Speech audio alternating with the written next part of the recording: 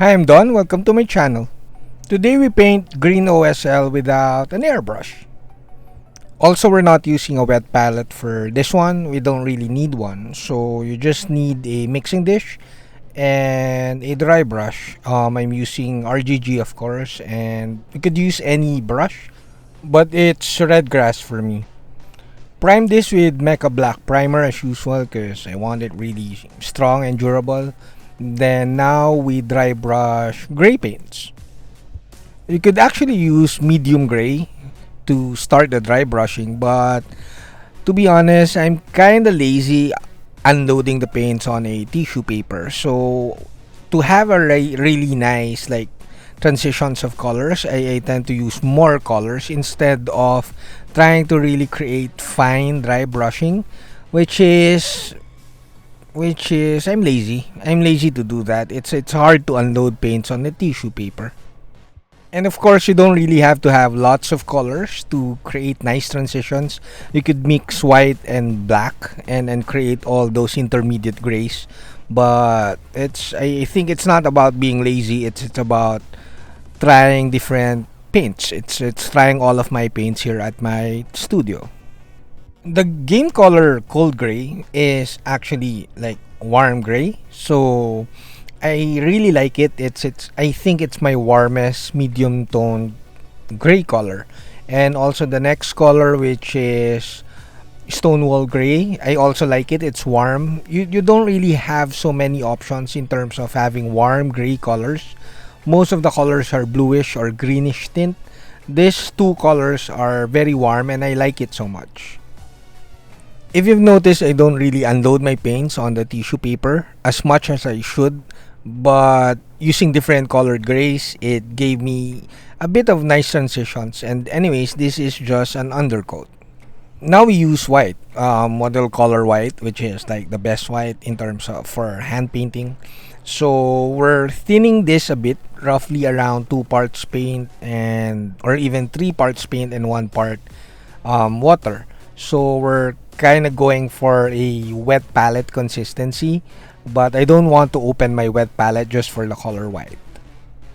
This white highlights is just an undercoat because the best undercoat for fluorescent paints is basically white. You bring out the really nice flow color or flow colors with a white undercoat. Once you're happy with the white highlights and the pool of white around the edges or around the base, you let it dry and then we paint the flow paints. So a few people ask me what's the difference between model color flow green flow and mecha color green flow. Well, the color is different. As you can see, the model color is a bit more yellow, and the mecha color is way easier to airbrush. You just add flow improver and airbrush away. No need for thinning, but we're not airbrushing for this video. Thin the green flow roughly around 3 parts to even 4 parts paint and 1 part water.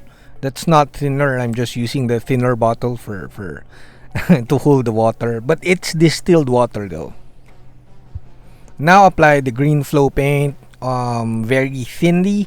Apply in very thin coats. Make sure to hair dry in between coats. I use a hair dryer so to speed up the painting process. And then after like around 5 to 6 coats, you get to this point, which is very green and very nice. I also painted the rim black so that you could see the difference between the contrast of the green flow and the black rim base. The green flow, even if it's dry, it's glossy. It's not even satin, it's really glossy, but we'll fix that with a matte varnish later. Now we repaint some white highlights like around inside the rib cages, the eyes, a bit of around the edges, and especially the edges of the gems, the pool. I painted like white highlights around that, so that these are basically the highlights is the undercoat for the next color later. Of course, make sure to let this white paint dry. You could use a hair dryer to speed it up. Then we use the yellow flow. I thin the yellow flow the same way as the green flow. Just added a bit of water, distilled water, so that it's not too thick, and then I painted it over the white highlights. For some really weird reason, the yellow flow is more opaque than the green flow. It's like I did just a coat or a couple of coats of yellow flow and it's so bright. Weird. Now the next paint is optional. We're using Game Ink Black Green. It's super nice. You just have to thin it a bit with water.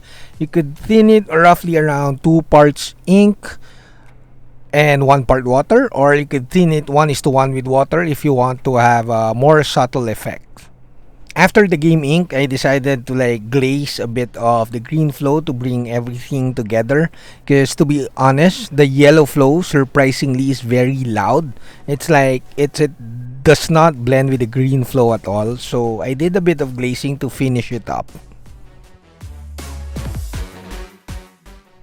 That's it, we're done. Basically, the base is blue foam and Vallejo texture paints. And I hope you like the video. Like, comment, subscribe, and do visit my website. Saludos!